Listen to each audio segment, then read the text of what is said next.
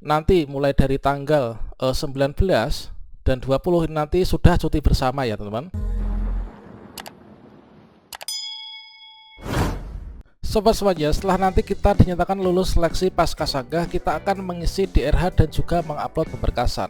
Dan tentunya kita di sini mengetahui bahwasanya untuk pemberkasan di sini nanti kita mencari berkas-berkas yang juga melibatkan yaitu instansi-instansi pemerintah ya. Nah, kemudian juga di sini kita melihat pada kalender di bulan April di sini banyak sekali yaitu waktu cutinya. Antara itu cuti bersama, kemudian juga cuti lebaran dan juga ada event-event lainnya. Nah, saatnya pada video ini kita akan berbagi 6 strategi pemberkasan P3K Guru 2023 yang semoga nanti bisa bermanfaat bagi teman-teman, dikarenakan di sini untuk deadline pemberkasan yang tentunya sangat mepet dikarenakan ada cuti bersama, kemudian juga cuti lebaran. Sehingga nanti kita bisa menghindarkan diri dari pembatalan pengangkatan P3K Guru tahun 2022 setelah kita dinyatakan lulus Paskasangga ya. Nah, kira-kira 6 strateginya nanti bagaimana? Silahkan simak video ini sampai selesai. Namun sebelum kita lanjutkan, perlu saya ingatkan, bagi teman-teman yang mungkin baru pertama kali menemukan channel ini, silakan klik tombol subscribe-nya dan aktifkan notifikasi loncengnya, sehingga nanti jika ada update video terbaru, teman-teman tidak akan ketinggalan informasi. Baiklah sobat semuanya, kalau misalkan kita melihat kembali ya untuk jadwal diseleksi P3K Guru yang lanjutan, nanti untuk pengumuman Paskasangga akan diumumkan tanggal 14 sampai dengan tanggal 16 April tahun 2023.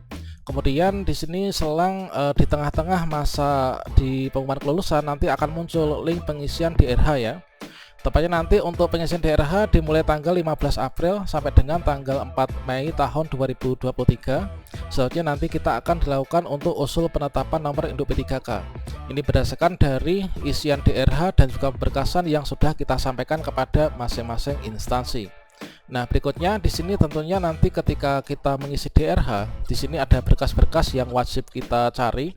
Kemudian juga untuk berkas yang akan melibatkan yaitu instansi-instansi pemerintah, tentunya nanti kalau misalkan kita cocokkan ya dengan kalender terbaru, inilah untuk kalender di bulan April 2023. Yang mana di sini untuk berkas-berkas yang nantinya kita akan mengurusnya di instansi pemerintah, misalkan ada yaitu pengalaman kerja, ini bisa jadi nanti di sekolah atau mungkin sesuai dengan arahan dari instansinya. Kalau di saya kemarin biasanya itu adalah dari Dinas Pendidikan ya.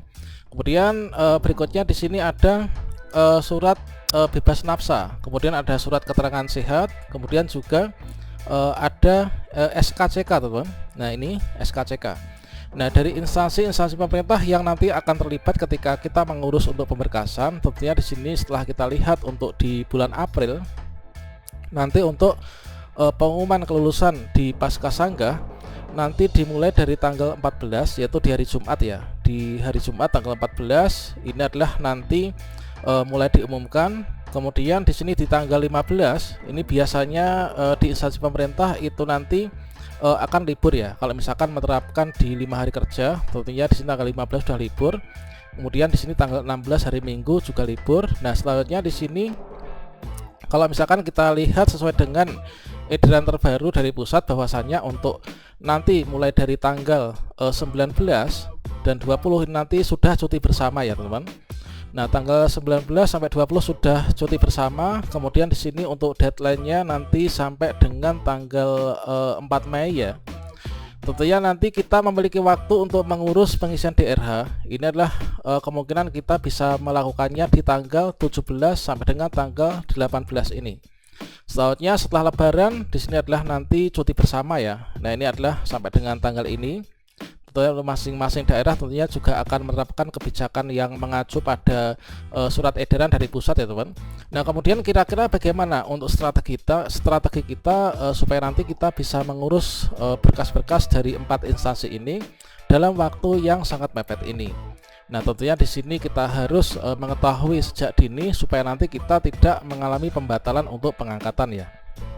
Nah, berikutnya di sini sebelum kita menyampaikan yaitu untuk tips yang mungkin nanti bisa teman-teman terapkan, di sini kita baca kembali ya terkait tentang 4 penyebab untuk pembatalan kelulusan Paskasangga atau pembatalan untuk nantinya itu adalah kita nggak jadi diangkat ya. Artinya sesuai dengan Permen RP nomor 20 tahun 2022 tentang pengadaan P3K guru di instansi daerah, bahwa di sini ada 4 penyebab kita itu bisa batal untuk diangkat P3K guru 2022. Yang pertama, itu adalah jika kita itu mengundurkan diri. Nah, kalau misalkan kita mengundurkan diri, itu artinya teman-teman itu mengundurkan diri dikarenakan ketika login ke akun SSCASN, ketika mau mengisi pemberkasan ada link pengisian DRH, ternyata teman entah sengaja atau tidak itu klik yang tidak ingin melanjutkan ya, sehingga teman-teman klik untuk mengundurkan diri. Nah, dengan demikian kita akan dibatalkan ya. Nah, kemudian untuk penyebab yang kedua, yaitu kita dianggap mengundurkan diri dikarenakan kita tidak menyampaikan kelengkapan dokumen dalam batas waktu yang ditentukan.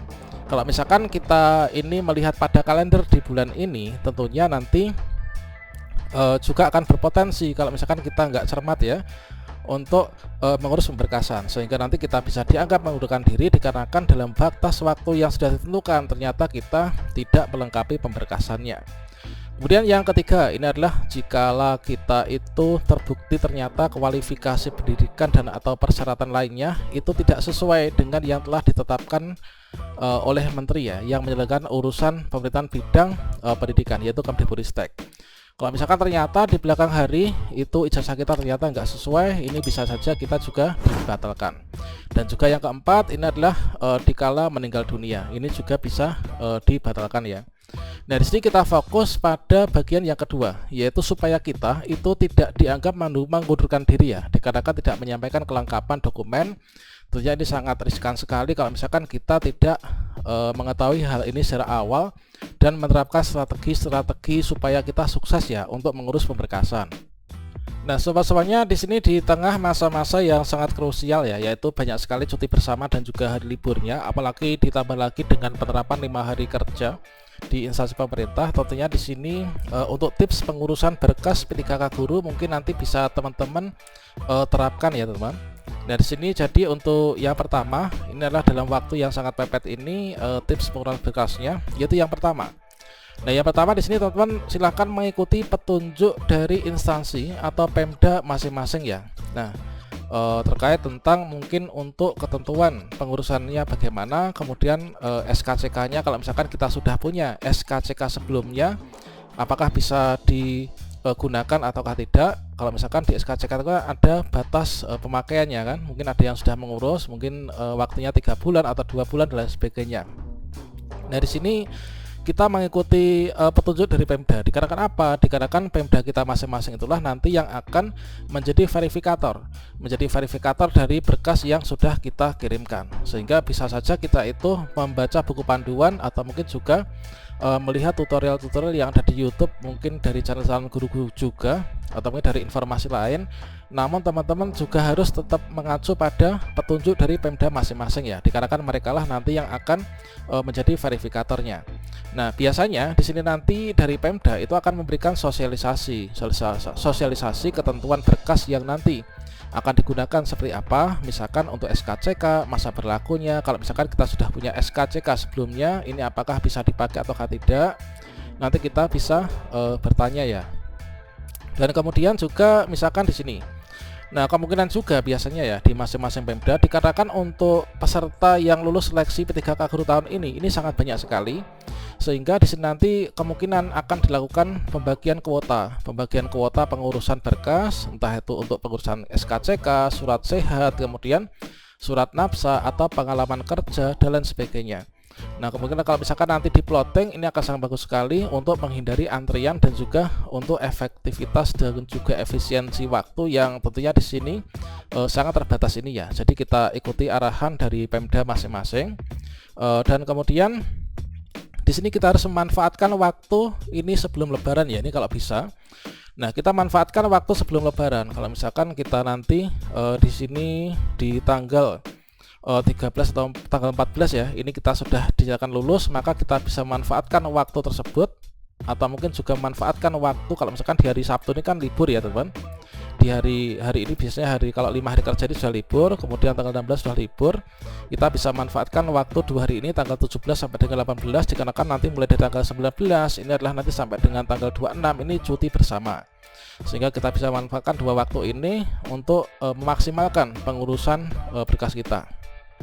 Kemudian juga mengapa kita harus mengurus waktunya itu sebelum lebaran? Dikarenakan biasanya kalau pasca lebaran ini banyak sekali antrian yang berduyun, bukan hanya nanti dari peserta seleksi P3K Guru yang lulus seleksi, namun juga dari mungkin teman-teman yang mudik ya. Mudik itu biasanya mengurus berkas entah itu KK, KTP atau mungkin surat-surat lainnya SKCK itu diurusnya setelah lebaran, sehingga untuk menghindari itu perlu kita harus pikirkan untuk mencarinya itu sebelum lebaran ya.